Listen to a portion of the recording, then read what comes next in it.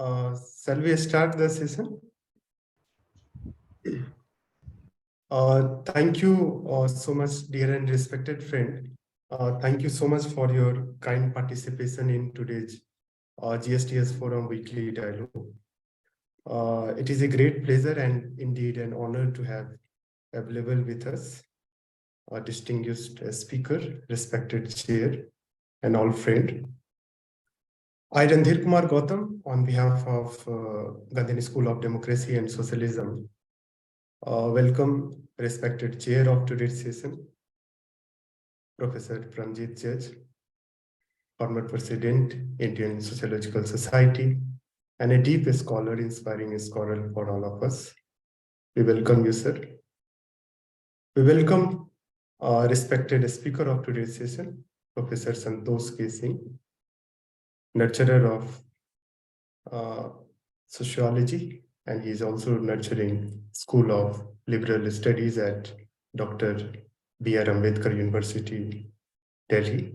We welcome you, sir.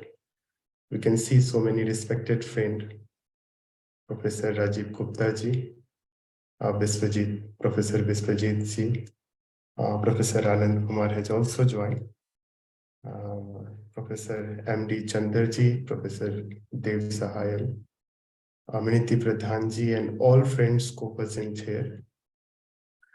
I extend a very warm welcome to a respected nurturer of Gandhini School of Democracy and Socialism, Professor Anand Kumar, and all friends present here. Gandhini School of Democracy and Socialism is a platform to promote understanding of the dynamics of society with quest for freedom, equality, justice, and fraternity. It focuses on knowledge and dialogue among concerned persons.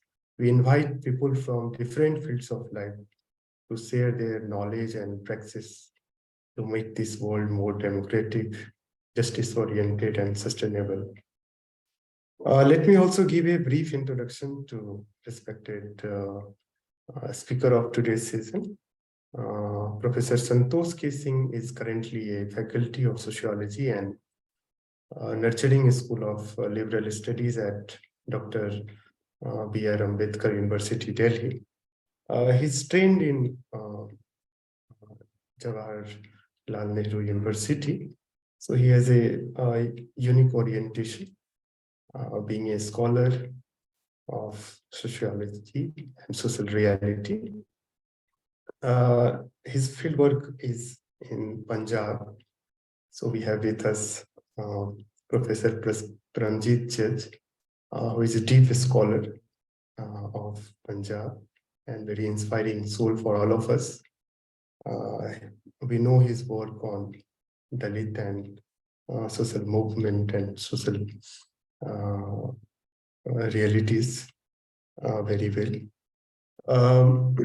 So today we are going to talk about a book written by Professor Santosh K. Singh, that is Remembering India's Village. And it is very, usually we do not talk about village reality in the time of globalization.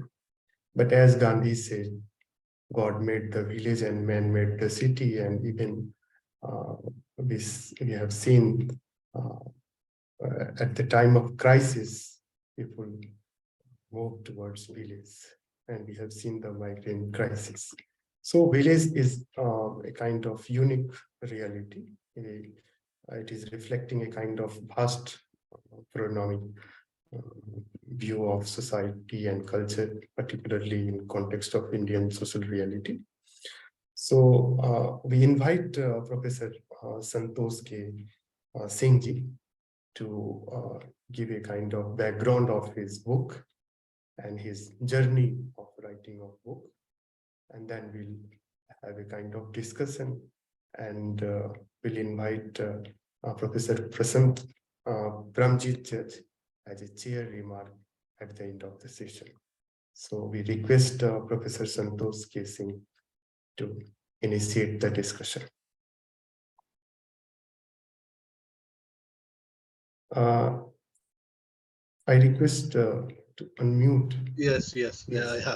These are initial glitches, but uh, let me at the very outset thank everyone here. And it's after a long time that I have sort of agreed to kind of speak, because I think increasingly there's a reluctance in me somewhere to kind of to lecture.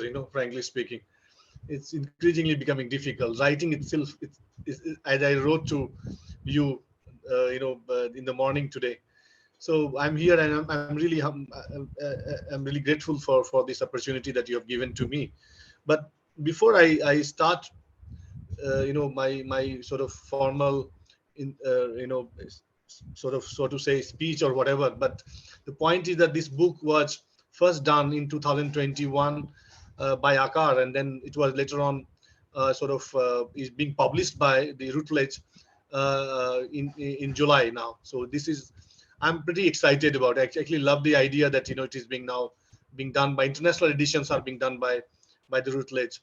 And so the title of the book is something that comes from my own journey as a teacher, as someone who did his PhD from JNU on the farmers of Uttarakhand, frankly speaking. And I worked on under Professor Eminent on the great scholar, and someone who used to write those days on I remember his essay in Economic and Political Weekly, from agriculture to agribusiness. Biswajit Da would remember that piece written by Sir. So from there on, I've been teaching courses on rural, for example, in Ambedkar University in particular. In the last 10, 12 years, I've been teaching two courses. One in my master's program, which is called Sociology of Agriculture.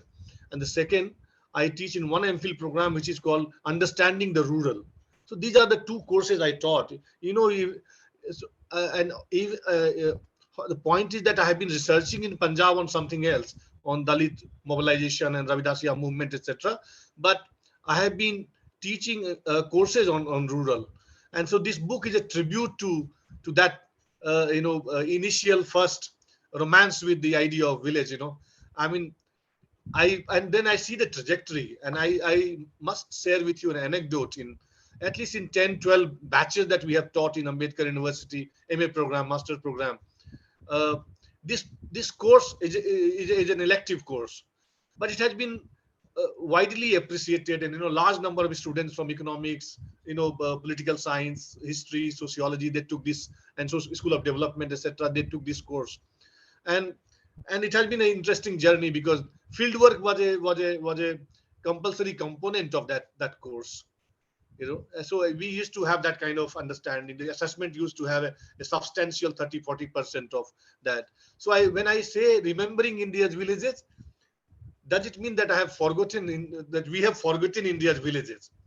In some way, yes. In some way, yes, it looks like.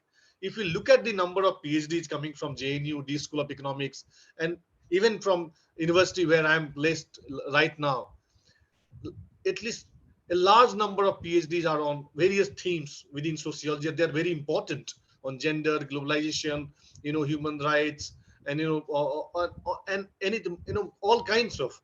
But you will be, I've been surprised by the fact that younger generation of scholars and social scientists and sociologists are not really that interested. Very few, 2%, 4%, 5% students would be interested in studying villages.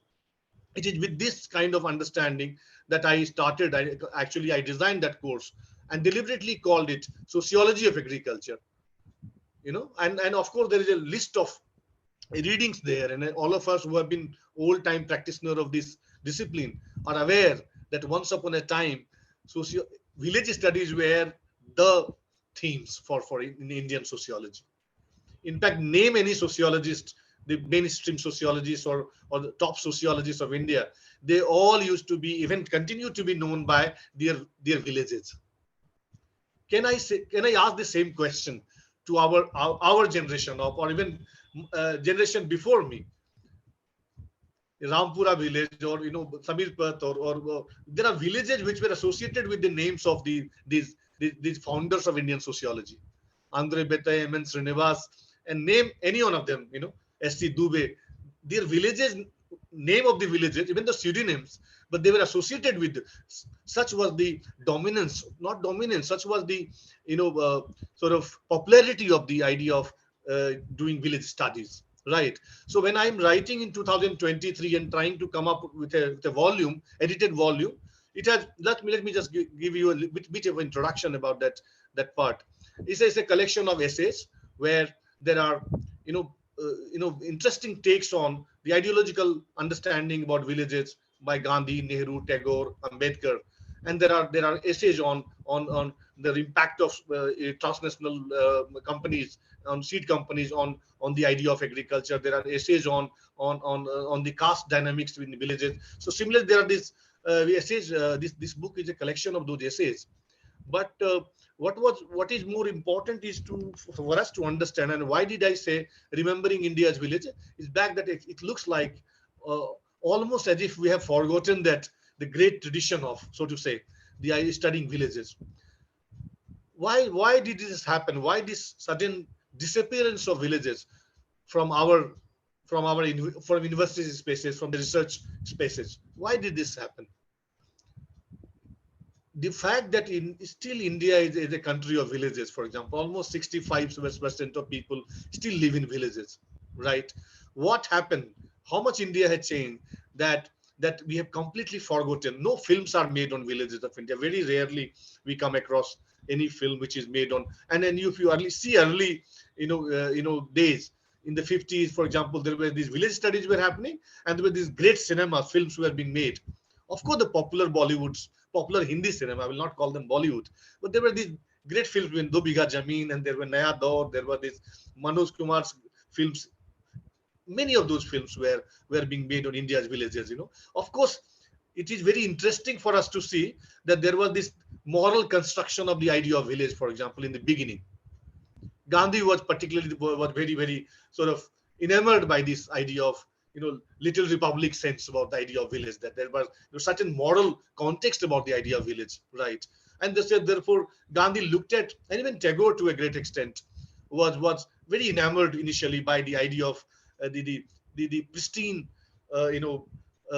sense about the idea of village. There was certain moralizing of the discourse around the idea of idea of villages, for example, early on.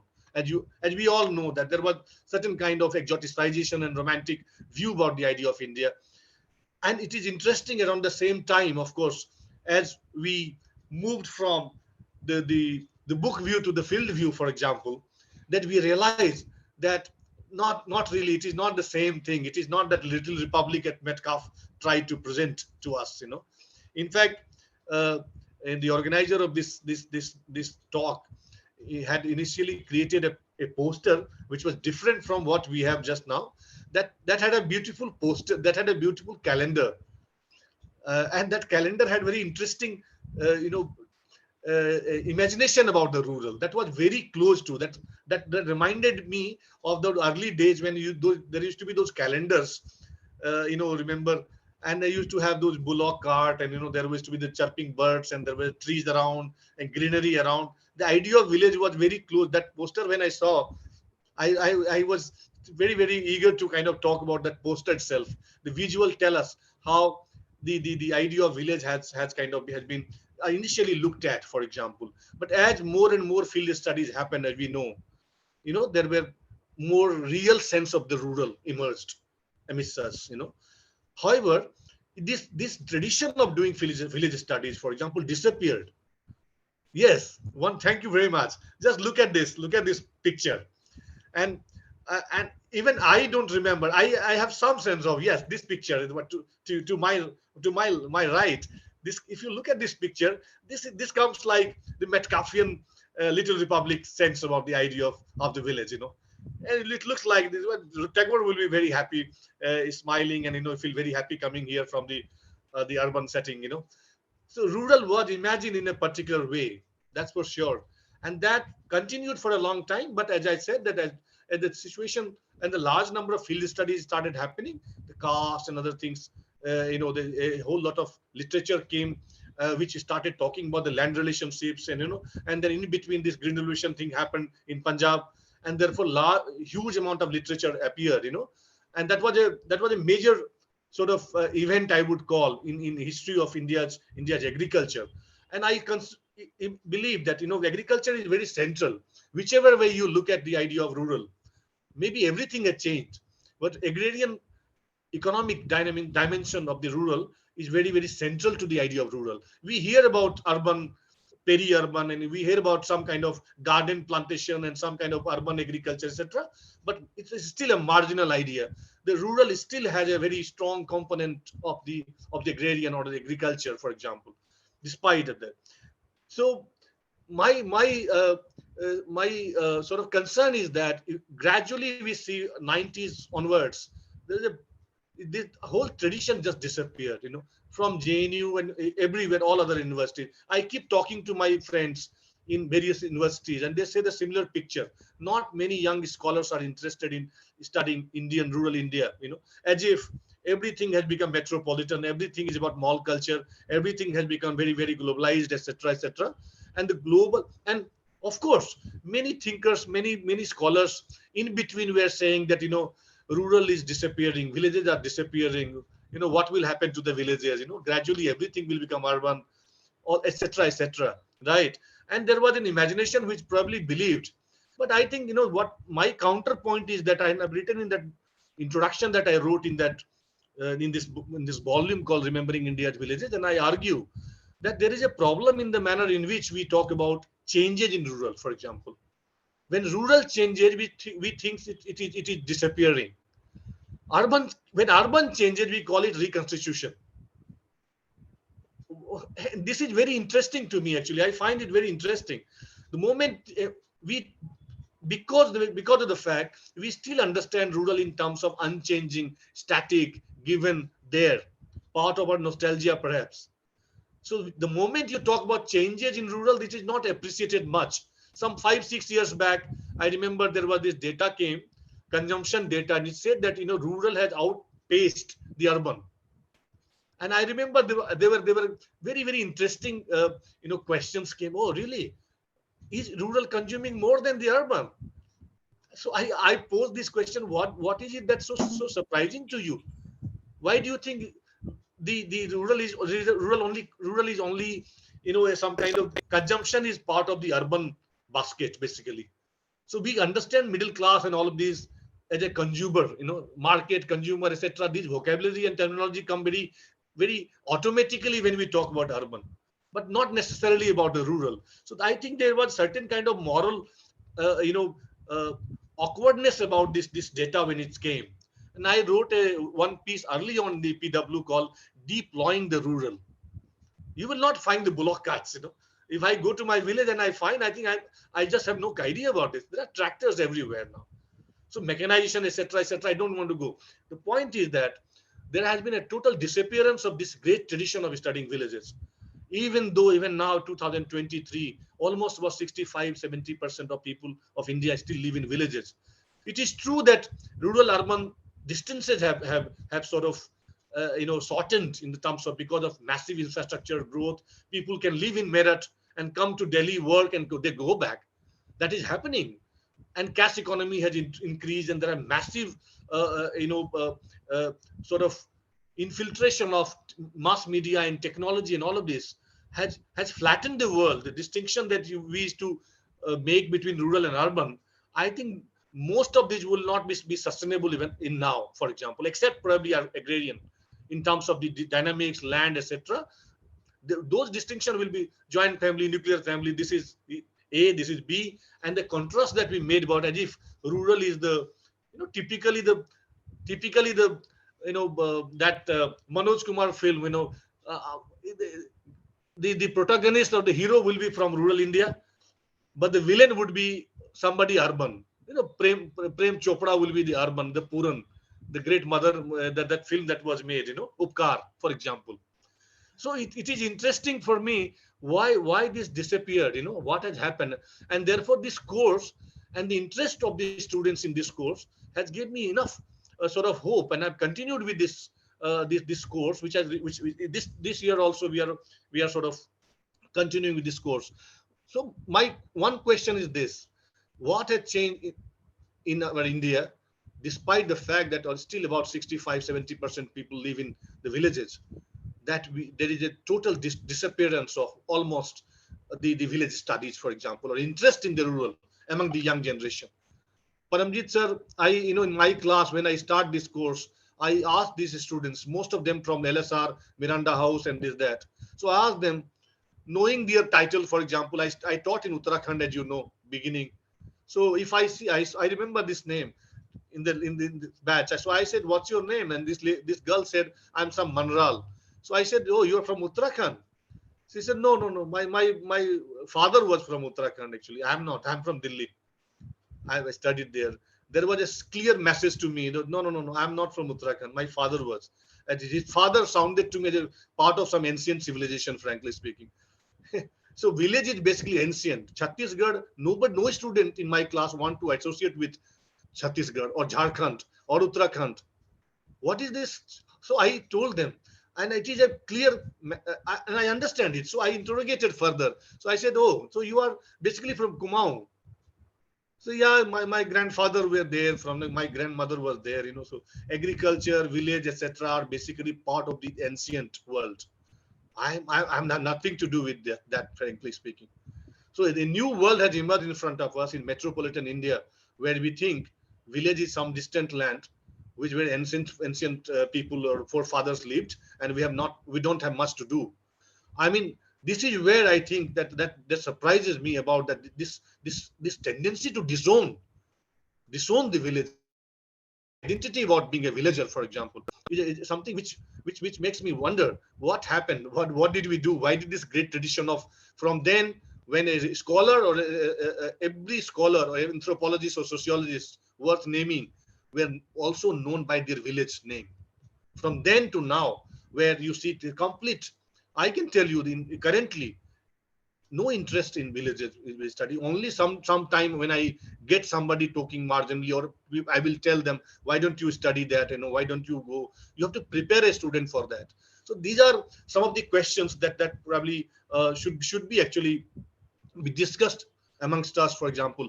Indeed, in that sense, that I titled this book as my tribute to that loss of that tradition, loss or disappearance of that tradition. In that sense, village India exists, thriving. And as you said rightly, that Randeep, that when pandemic happened and urban India behaved exactly the way urban India is supposed to have been behaving, turned the back, and the thousands of migrants walked from Bombay to Chhattisgarh. Trust me, as a sociologist and an anthropologist, I was thinking, what was our understanding about the villages? What is it that is driving these thousands of people? Imagine the delivery of these people. Thousands of people walking from Mumbai to Chhattisgarh, dying in between. Where were they going? They were going to the villages. Is village all about economy, or village is something more than that?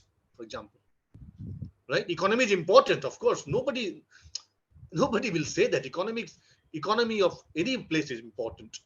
But there has been a massive, and in one of my friends, and I remember Manish Thakur, he says that if you want to understand rural India, you go to this station and look at the profile of the migrants. Actually, you will get a good picture of what is happening in the villages, right? So my sense is that rural is reconstituting. Rural is not going anywhere, and thank God for that.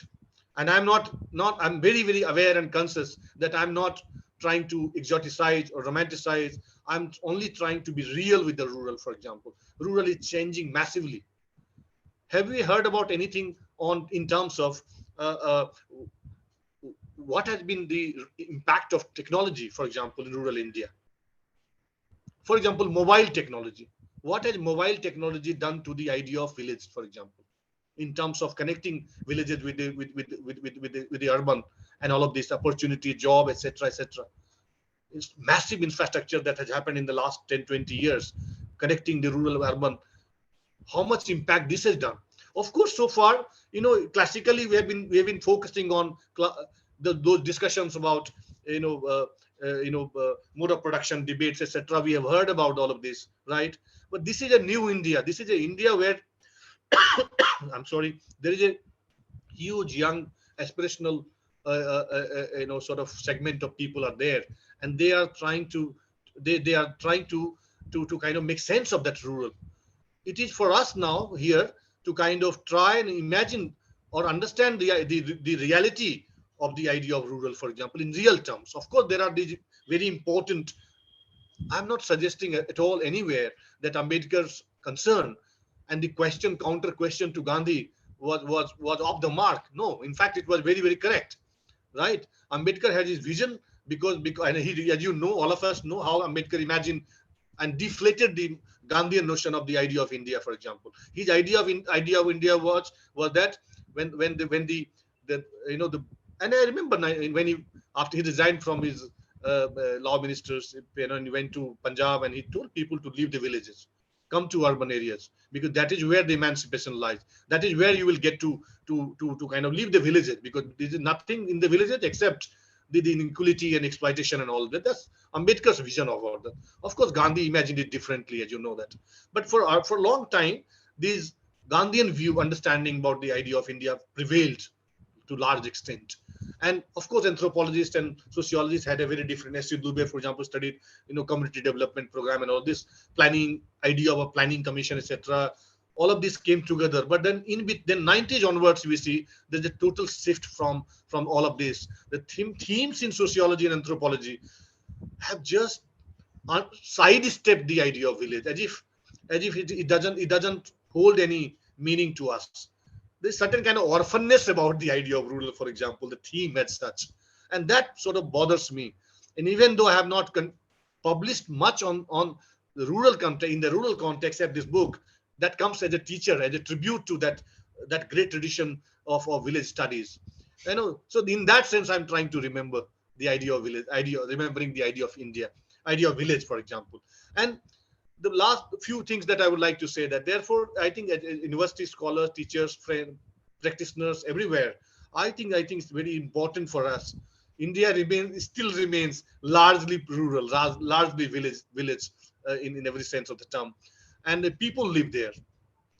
As long as it is that kind of reality that in front of us. If we ignore the village, we ignore then I think we actually, this is not done.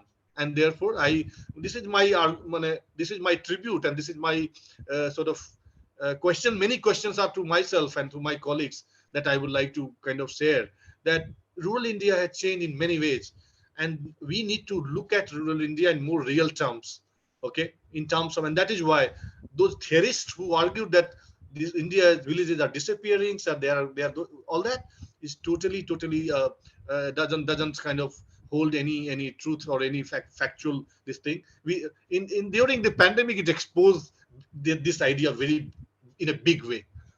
And also rural is not just about economy or agriculture, right? It's also about something else, many things, for example.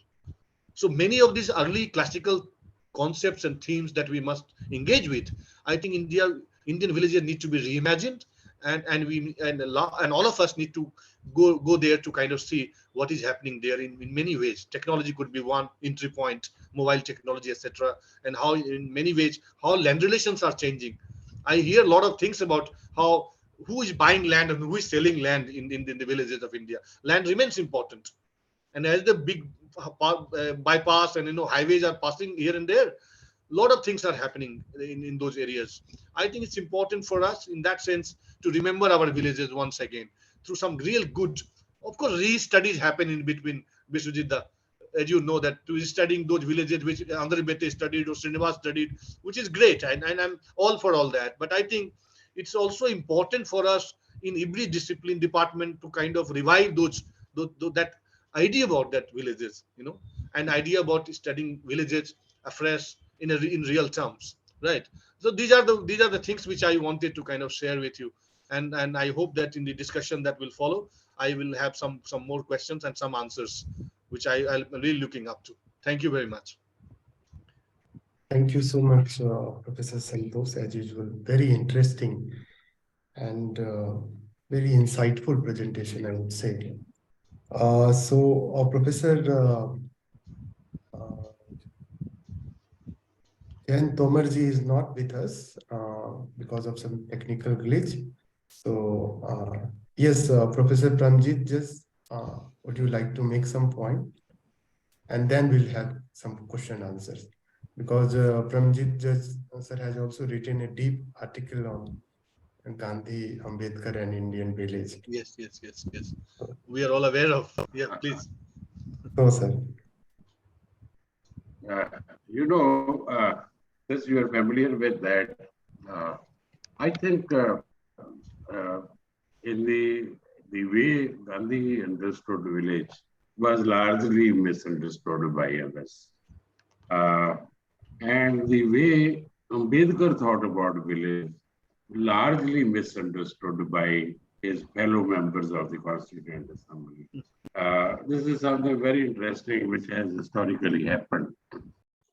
Because I am quoting from Sudhir Chandra's article, Language of Ideas in Thesis 11, in which Gandhi writes to Nehru about village, which I have written in that article.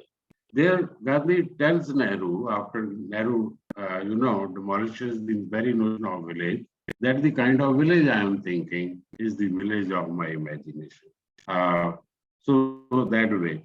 Now, what Santosh has said is something very interesting, because this is not anthropological understanding of village. This is typical sociological, because he begins with the transforming villages from calendar and other things to onwards, how the image of village is changed. But the people who dominate live in cities, and still the kind of image they have of village is absolutely not there. It may be in some corners of India, but not everywhere. Now, village means many things. At the age of 21, I left my village and never then stayed there. And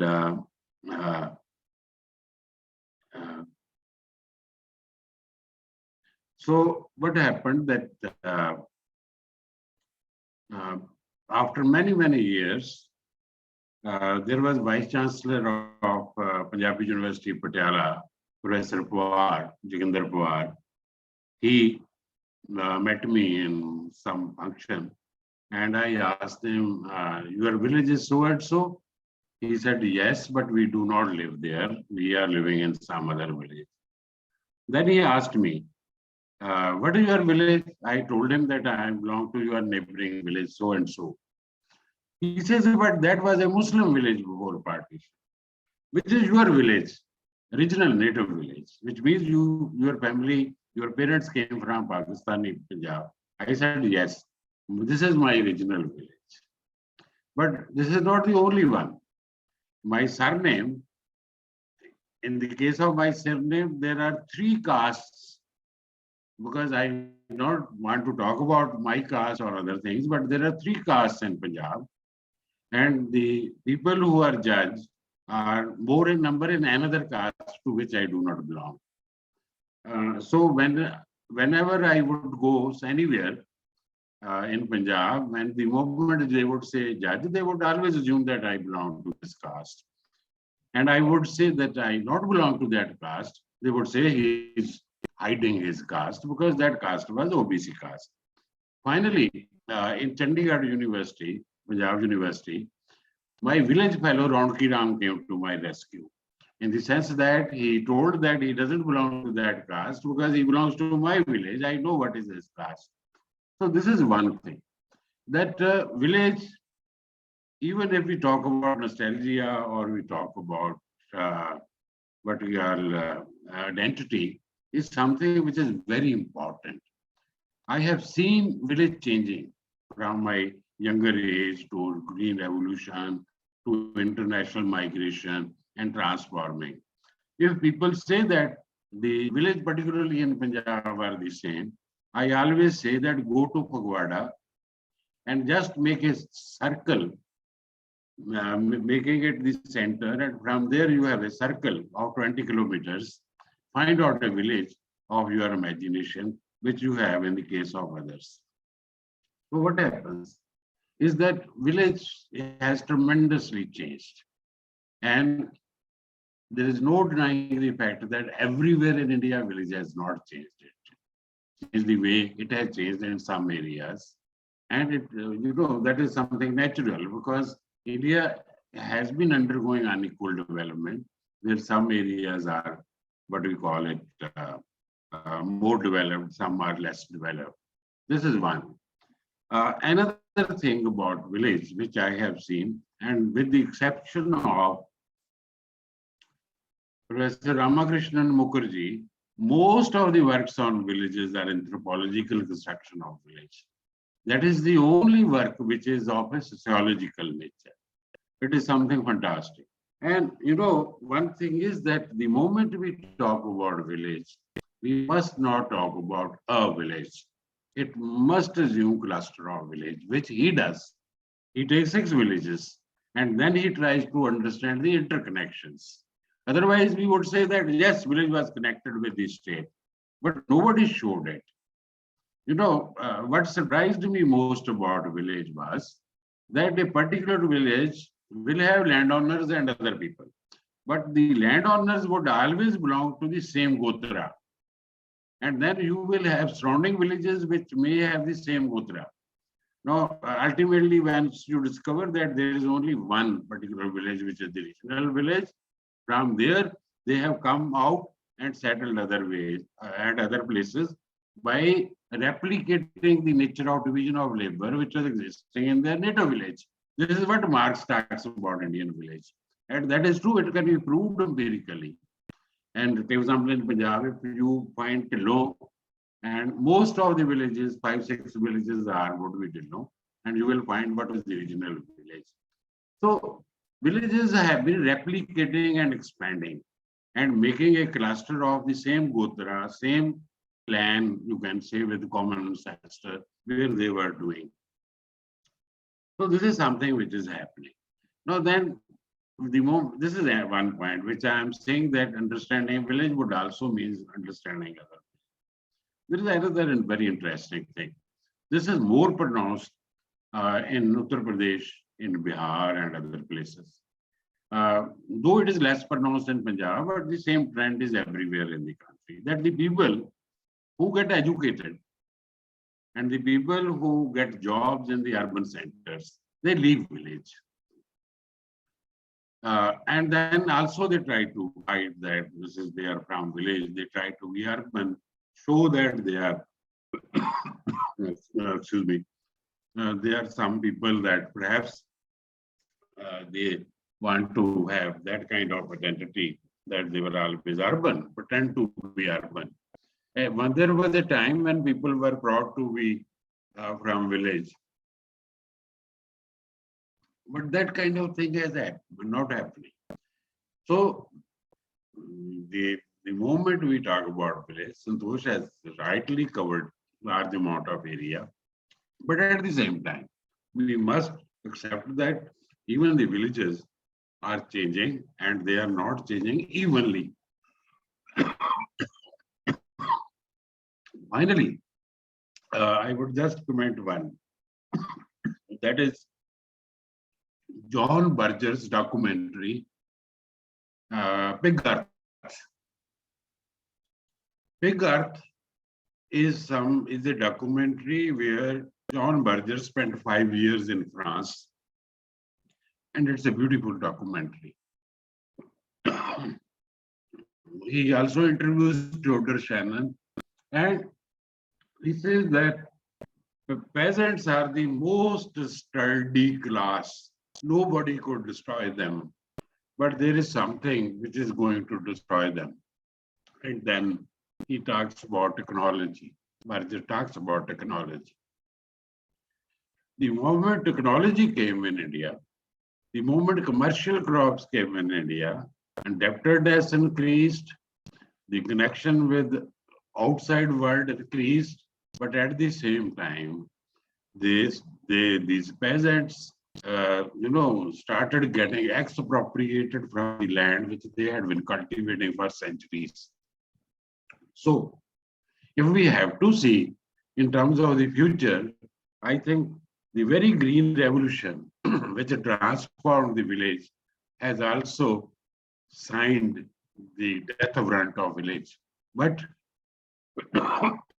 historically, I cannot prove it in the sense that France still has villages. Some other developed countries have villages. Then there are communities which refuse to change, even in USA, Canada. So it's very interesting to understand village. It is also very interesting to see the changing village. It is good to be nostalgic about village. At one point of time in literature, it was said that you cannot write poetry if you are from cities. Only people from rural areas can write poetry. But now the concern of poetry is also changed. Now more and more writings are appearing on cities, like what had been happening in Bengal, where more and more writings started appearing on Calcutta. It became more and more urban. And right from Gurudev onwards, this particular thing becomes quite clear, because Calcutta becomes the center, and most of the stories began to do it. Even the Hindi writer, some of the Hindi writers, that is, what is his name, Chaudhary, I remember his name. He translated that Chirangi. That is also again on Calcutta. Most of his stories also Bihari. He was from the Maithili-speaking area. The writer, he also wrote most of the stories he wrote on urban Bengal. But such kind of trends were absent in other areas. But now that village is receding, and the city is becoming the plot, the physical space and the social space, even for the literary imagination. So we find so many, kinds of trends which tend to indicate that ultimately the intellectual, the educated, has prefers to be urbanite, to live in cities, and then think below to talk about villages. So in that way, there may be certain disagreements with Santosh, but I think this is exactly what he was trying to share, that how villages are changing. But that is something great. I think many people have not thought about, but about people going back to their villages. At that time, in some of the TV channels they interviewed, they say that if we have to die, we would like to die in our villages. So that way is something much more important. It's great that you have worked on it and you have done this book. I congratulate you, and please go ahead with the discussion. Indeed. Thank you so much, sir, for enriching this discussion with deep, insightful insights and perspective. So, dear and respected friend, so we have time for around 20 minutes for discussion. So, for initiate the discussion, I request Professor Biswajit Ghosh, sir. First of all, I must thank GSDS for offering this opportunity every week. Last week there was a discussion on Manipur. Before that there was a discussion on someone else. Because this is the evening time, is basically IPL time. But instead of spoiling my time, it's better to listen to my colleagues, my friends, like Paramjit Singh Judge, like Santosh, like many other colleagues. Anand is there. So it enriches my vision. Thank you very much. Please continue it. And every time you do some program, please invite me, because I would like to spend my time judiciously and intellectually. So this gives me food for thought. Thank you, Santosh, for bringing this issue most beautifully. Ramakrishna Mukherjee talked about villages. That village is the metaphor. You talk of village and urban and rural. Rural, it is different significantly, as Paramjit Singh Jaz has correctly said. There are different villages, and villages, if you go to Kerala, many of the villages have more than 10,000 people. More than 10,000 people. Villages in Punjab, villages in Bengal, they differ so sharply. Even within Bengal, villages in different districts differ so strikingly. Then people need to talk about villages. This is something that Santosh has correctly said, that one needs to look into the reconstitution of village. And apart from pandemic, I would refer to the farmers' movement. During farmers' movement, we started thinking of the potential of farmers coming all the way from Punjab, Haryana, and Uttar Pradesh, sitting down there, preparing chapatis and with their families and showing a different culture, singing their own song and sort of using the Ghanaian method to fight a very powerful and sort of sadistic state. So that was powerful in bringing in not only allowing us to think about the potential of social movements, particularly farmers and peasants movement, but also to look into the what people they say and think about the rurality. So the way in 2005 Dipankar Gupta talks about the villages going and so on and so forth, I believe at the later point of time when people started talking about Narega, there are counter forces, counter data which show that those who are coming and coming to rural urban spaces for work, they are not staying there permanently. They go back on either on the daily basis or on Saturday and Sunday and do not want to come back. And Santosh, two of my scholars are working on agriculture, for your information, and they are providing some insightful data. With the mobile telephonic services being available to rural people, and you can use mobile to get access to all medical services in cities, online medical services. People are saying village is a better place to stay. Village is a better place to stay because cheese is very cheap.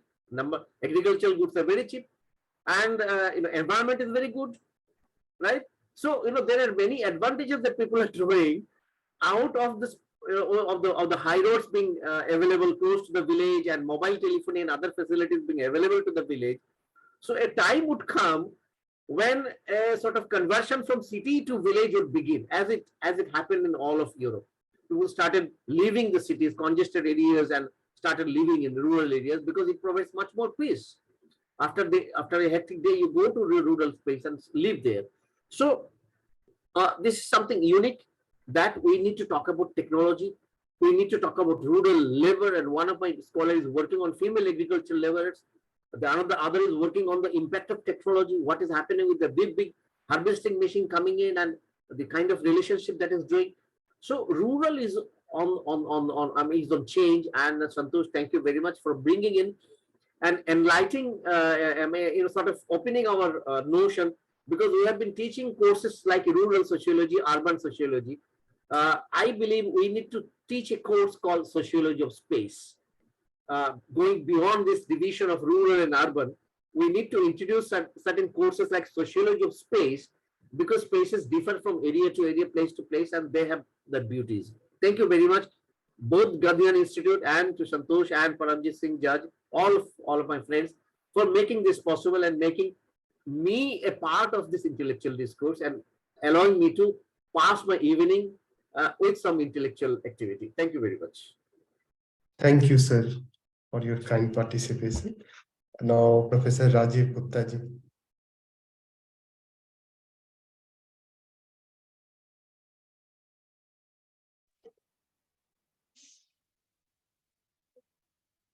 Hello ji, आवाज आ रही है आपकी, बोलिए। आवाज आ रही है ना?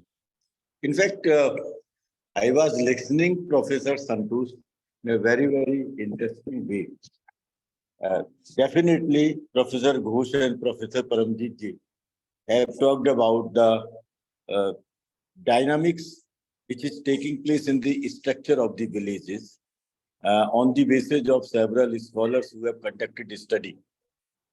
Now, my point of view is little bit different because I do not know much about the participation of Professor Santosh in farmers movement, but I was there.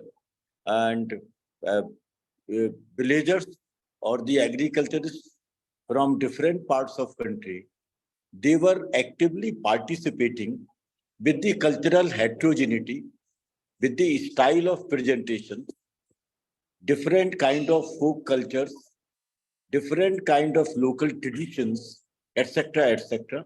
But they were talking about one fact which was common, and that was the income inequality in each and every village.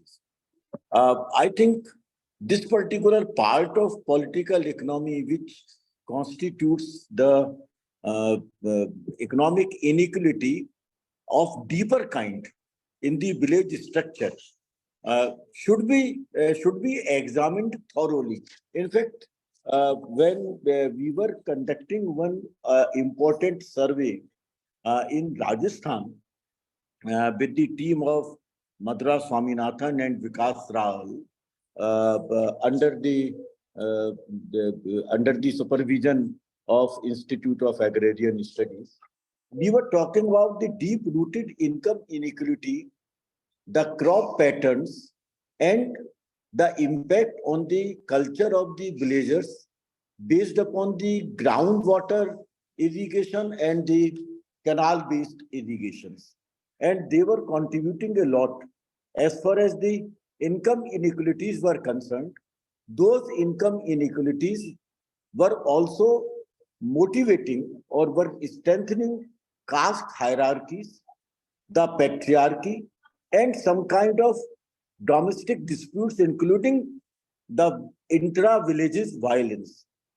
This was revealed on the basis of several village studies. In fact, that study was based upon almost 8 to 9 villages belonging to Andhra Pradesh, Uttar Pradesh, Maharashtra, and Rajasthan.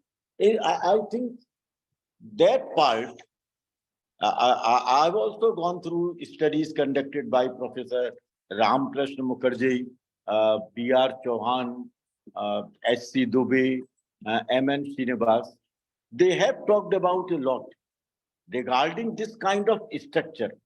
But what is the character of the income inequality and what kind of impact of that income inequality is taking place on the life of the villagers?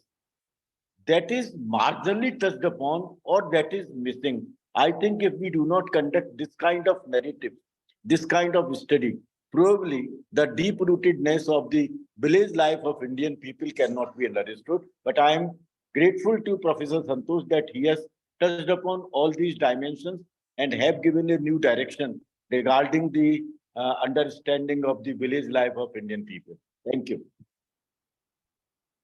Thank you. I request Professor Gyan. Professor Gyan Louis is a deep scholar from Italy. Yes.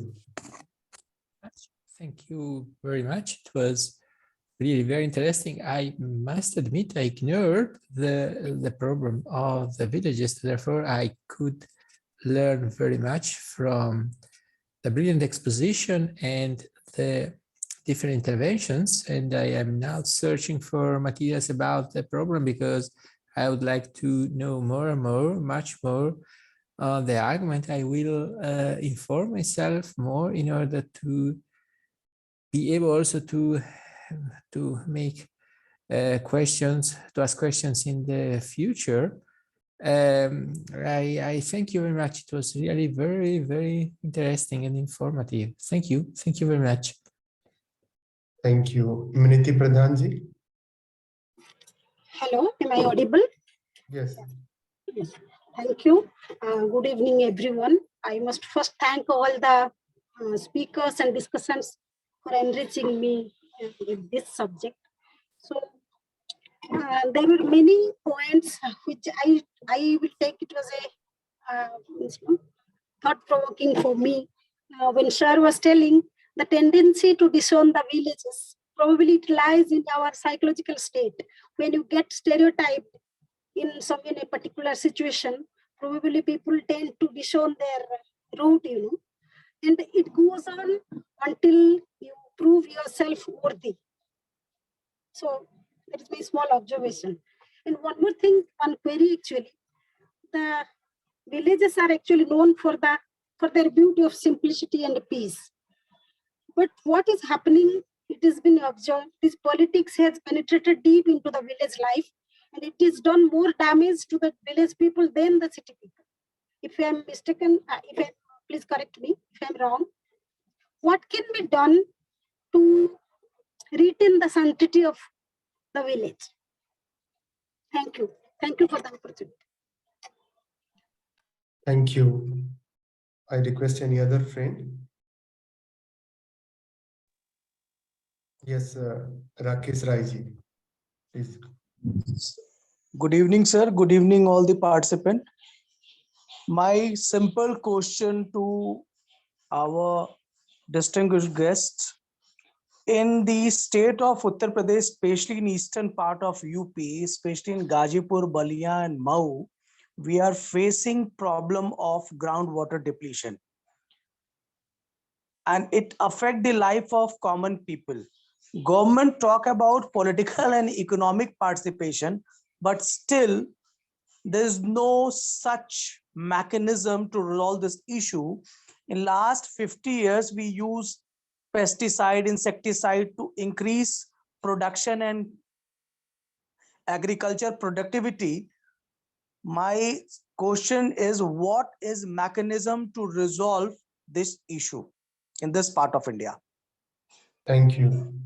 Aditya ji.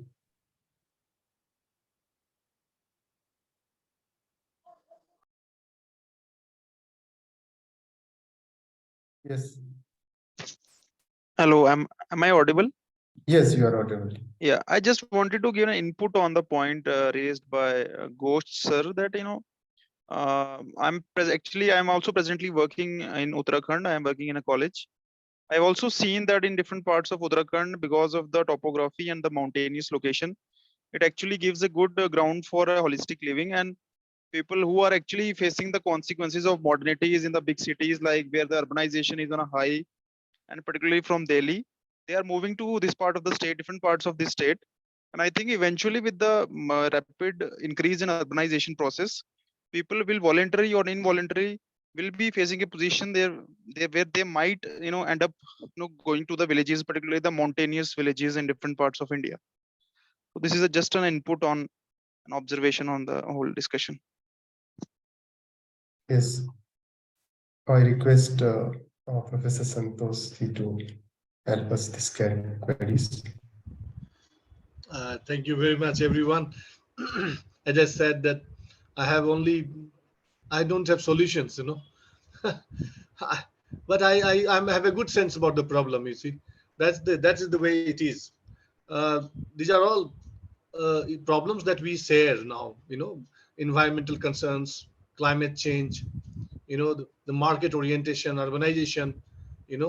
Some of these concerns have really come up very in a sharp way. We're living in the age of Anthropocene, and human beings have with the inflated ego. As Gandhi always, I'm one of those who, if you pin down, if you say you have to really tell me who you are and who is the person who you really admire amongst the icons of India. I'll if you really force me, I'll say Gandhi. He's phenomenal, actually, frankly speaking, because I think he was telling us the same thing some many years back, that stop industrialization is fine, but I think there is a limit to which you can actually milk it. He was telling us all of this. He told us, but we didn't really pay heed to it, because probably we are too enamored by the idea of modernity.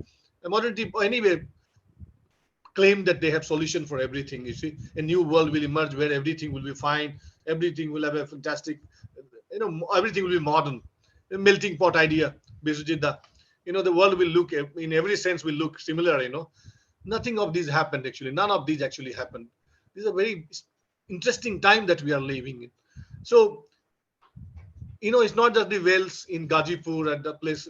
Someone who goes studying in Punjab, following the Ravidasiya movement and Deras and all of this in a parallel trajectory. I see the wells of Punjab like museum pieces, they are all decorated, and surrounded by everywhere. So I'll typically, even though I'm studying Deras and all of this, I will typically go towards the well and ask some old ladies, so what do you think of this?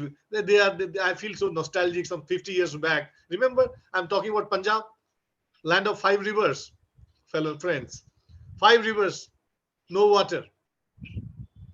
The green revolution, great idea of green revolution, another variant of modernity, which actually claim that they can change the place, change the space so much, and make our life so much luxurious.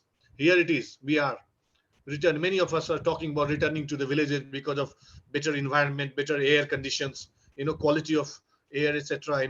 All of this. I think we are, as I said, the word that actually interests me and I feel very close to when I talk about the rural is that it's getting reconstituted in a big way. And the world is changing. I think it's time that we have to look beyond the binary of the urban and the rural. Urban was not about the villains, the people who are bad people. The villains, they live in urban areas, not necessarily, and all good people live in village areas. This construction has damaged our understanding of the rural and urban. I think early days of anthropology, sociology dealt in binaries: Jemain Sept, Jessel Sept, rural, urban, nuclear family, joint family. In the blackboard, we used to write, our teachers would write joint family, nuclear family, rural, urban. Life looked like as if we'll deal in binaries. And life actually, we realize now, so it's somewhere in the middle. It's not in binaries. It didn't work like that, frankly speaking. So to respond to some of these questions, I have the following things to say. That I think we practitioners of sociology need to kind of create awareness among our students and friends that it is as important, actually more important than any theme at the moment. And I'm very, very happy, Professor Biswajit, that your 2 students are doing PhDs on these areas. It's important for us to study the rural in real terms. It's time to get real with the rural. Let me put it like that.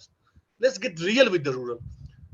It's fine that village has certain kind of overbearing presence of a certain kind of pristine beauty, etc., which is fine. But I think we have to delink ourselves from it and look at it differently. As I said, people live in Meerut, come to Delhi and go back. And it is happening in not just in Delhi, it's happening in Patna, for example. People live in far-off areas and fantastic road connection, infrastructure. And they don't live in village, they come here, work and go back. Large number of these people. No more Jajmani system. I'm sorry. It's a lot of money has come in. So people are buying motorcycle, people are buying mobile phones. In any basti that you go, and I have 2 villages in my head: village where I was born, and village where I grew up. And in both these villages, I go every now and then, and I see this happening. Large number of these most of the households do have these mobile phones everywhere, and that mobile phones changes the world. People are not connected more to Delhi, and not just the upper caste, for example. It is across. Point is, whether we anthropologists, sociologists are willing to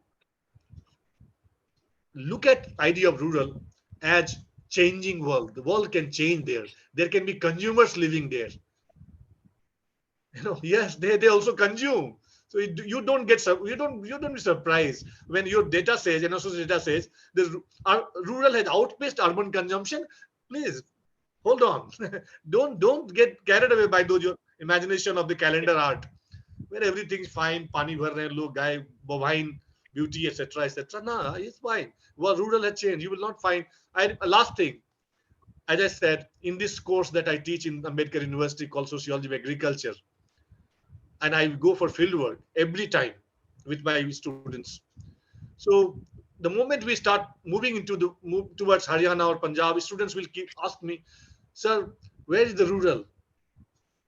So I would counter ask them in the bus, what do you expect? What are you expecting? The cows around, beautiful green cow, all of this. What do you see? The KFC, Right in the middle of the village, there are fields around. There's a KFC. Come on. So this what I'm saying, world around us is changing very fast in every way. And I agree with you, Biswajit, that there can be a course on sociology with Space Lafavre and all of this in those modes. But I purposefully wanted to forefront the idea of agriculture, because and as somebody says, there is a culture in agriculture, and that sociology must not drop.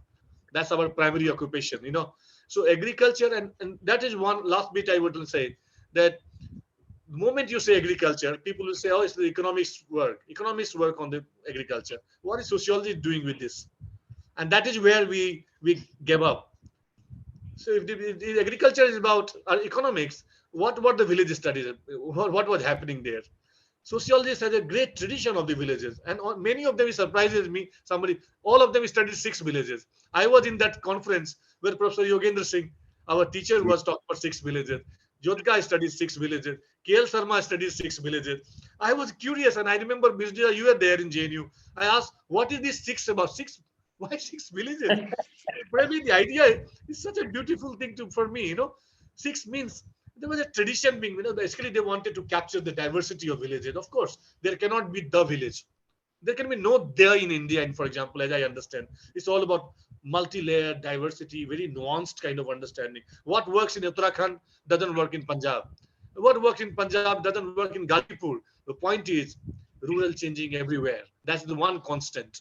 Change is the only constant, right? The wells, my dear friends, everywhere in all the villages, sorry to say this, have all become museum pieces.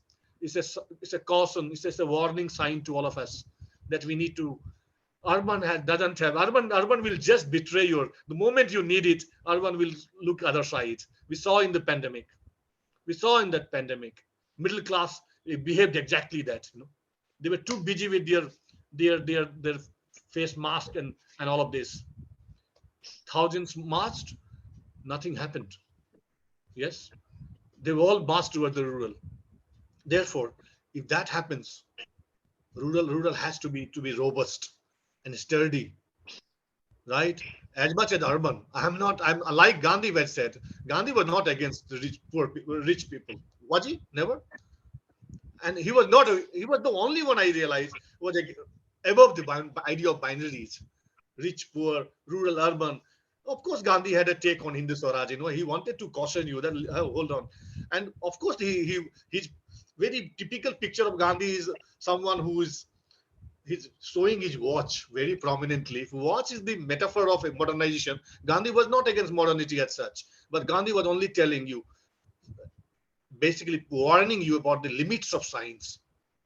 And that is that we have to kind of hold on to, whether you are in Gazipur or wherever.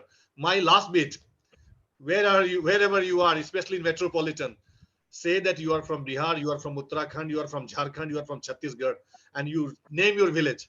Own your village, younger generation. I do this in my class as an exercise. If you are Manral, I know that you are Negi, I know you are from Himachal, Uttarakhand. Say that don't say my father, my grandfather was there. Your father is not an ancient history. Please don't dump. Say that I belong to, my village is in Uttarakhand. You will say this village there is a hope for villages. In that sense, I know I'm sounding a little emotional, but what else? But you get emotional about your villages. I'm also, even though I'm saying get real, I'm also very, very emotional about it. So that's all that I have to say, that I think we need to send our students to study those things, trends and ideas and processes which are happening in every manner, every way possible, So that's my last bit from my side. I don't know if you answered. As I said, I don't have answers. I only have problems. So that's what. Thank you very much. But Professor Santosh, one thing is there. Without understanding the political economy of the local areas, how can we have deeper understanding of the village life? Yeah. Yes, of course, sir. I think political economy is very, very critical. I think we have all been studying villages in those terms, And when I'm talking about infrastructure, when I'm talking about the growth of technology, etc., and I'm referring to the what should I say? It's not a migration which used to be like Do Bigha Jamin kind of migration.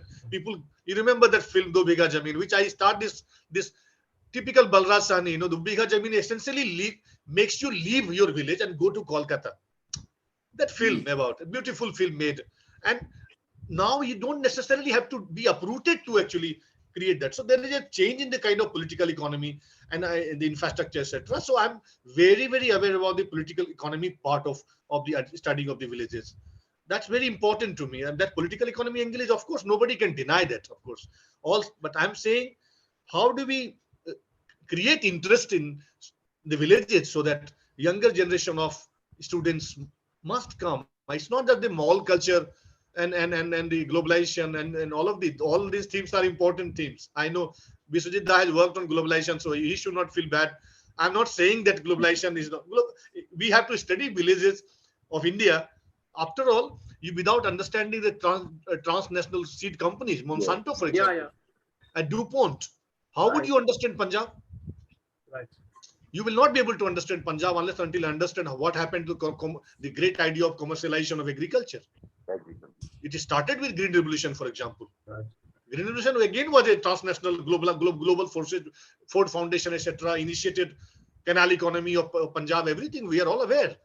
And what Dhanagre calls victory narrative of Green Revolution. Victory narrative of Green Revolution. But thanks to the later realization of environmental cost of it, early on we didn't realize. Probably we wanted to make India food surplus, food sovereign, as you know, Swaminathan and all Nehru, early founders of India. We wanted to create, of course, Jai Jawan, Jai Kisan of Lal Bahadur Shastri. These two were very important, safeguarding our border and ensuring that everybody gets food. And given the history of famines, all of us are aware of. So political economy is very critical to any study, any way you do it. Yeah. What we are trying to say here is basically to kind of bring back the rural, bring back the villages, own it. The rise doesn't happen. Mall में पैसा से ATM से नहीं मिल जाता है आपका चावल भाई.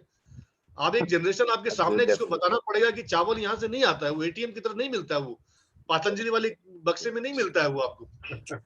वो चावल पैकेट में मिल रहा है. अपने बच्चों को हम बात करें, बोलेगा वो कहाँ मिलता है, क्या होता है वहां पर. चलो चल के देखते हैं ना यहाँ पर से मिरांडा हाउस, स्टीफेंस, चलो जरा सा पंजाब चलते हैं, गांव देखते हैं जाके, और वहाँ की मिट्टी को छूते हैं, पता चलेगा कि कितना वाइट है. वहाँ के कुओं को देखिए, पानी नहीं है वहाँ पंजाब में, है ना. सही बात है. मेरा my sense, sir, is that in the sense that all of us who are practicing in the university, I feel like that. So I try and try and at least even 10 people, 20 young generation of people, students who come to this class will go back and talk about all of this. So in that sense, I was mentioning it. Very Thank you. good. Thank you. Thank you so much. Thank you. Thanks. So we have a whole quest of making a student towards a kind of giving a Samajmukhi orientation. Yes, And of course. failed.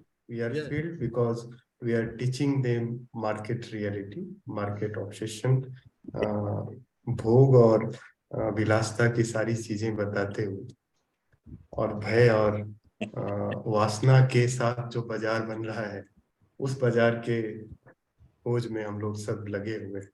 Randhir जी, मैं एक छोटी सी बात बोल दूं, अगर आप हमारे दोस्त सब हैं जी. मैंने एक किताब, एक कविताओं का संग्रह लिखा है. हाँ, वो उसका परिचय देना हम भूल गए. उसका नाम है अपने ही गांव में हम अजनबी. तो ये किताब का शीर्षक है. वो किताब अभी 2 हफ्ते में आ जाएगी. वो मैंने कविताएं लिखी हैं जो कोरोना के काल में जो कुछ हो रहा था उस पर. उसका नाम है अपने ही गांव में अजनबी. तो मैं उस कविताओं के संग्रह के साथ कभी एक सोशियोलॉजी के क्लास में कविताएं करना चाहता हूँ. नहीं हम लोग सर, मुझे पता है कि विश्वजीत आप मुझे अलाउ नहीं करेंगे. नहीं इन कविताओं पर हम यहाँ चर्चा करेंगे, लघु कथाओं पर, क्योंकि कोरोना के काल में गांव के अंदर जो कुछ हुआ है, विशेष रूप से राजस्थान के अंदर, उस पर हमारे कई सारे साथियों ने, रामलाल कृषक वगैरह ने लघु कथाएं लिखी हैं जो गांव के उस कल्चर को बहुत गहराई से छूती हैं. तो संतोष जी, हम लोग इस पर ना आपकी कविताओं के और लघु कथाओं के माध्यम से भी साहित्यिक परिवेश में गांव कैसे उभरता है और कैसे झटकता है, उसके बारे में भी अध्ययन करने की कोशिश करेंगे। जी sir, thank you. Santosh, I'm just saying, I think Santosh, English. one of my scholars is working on sociology of poetry in Bengal.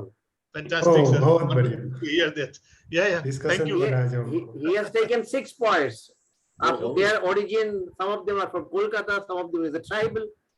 Okay, so how do the project, how do they look at reality and how do they analyze reality? So this is sociology of poetry. Definitely. Thank you, sir. We have to reinvent ourselves. Yeah, People are saying yeah. social sciences are being challenged Delhi from J- all sides. कभी तुम्हारा कविताएं भी सुना जाए, ये भी अच्छा है। ये भी अच्छा होगा। वो सोशियोलॉजिस्ट का जो आनंद सर होंगे तो उनको मैं प्रणाम करता हूँ सर। हमारे देखे नहीं, शिक्षक रहे, हमारे टीचर अभी रहे सर। निकल गए हैं, अभी कुछ अच्छा, अच्छा, तो आप उनको बता दीजिएगा, हमको याद कर रहे थे। वो जो मेथड, हम लोगों के पास मेथड नहीं है उस इमोशन को समझने का, तो पोएट्री वो मेथड भी दे देता है। श्योर श्योर, बहुत आपको भी बहुत धन्यवाद गौतम जी, आपने मुझे मौका दिया इसके लिए, और आपने मुझे यहाँ इतने सारे हमारे पुराने साथी विश्वजीत दास से मिले हुए बहुत दिन हुए थे। मैंने संतोष का नाम देखा तो चपक के उसको बोला कि मैं आऊंगा वहां पर। नहीं, अच्छा, परमजीत सिंह जाग भी थे। बहुत सारे नाम देख करके ही तो आज सब ये आकर्षण डेवलप हुआ। हमने कहा साथियों से कम मिल तो लिया जाए। सही है। Thank you so much. ठीक है, ओके। ठीक है, thank you so much, and we look forward for your kind participation in our coming GSDS weekly forum title. Thank you so much. Thank you very much. Thank you.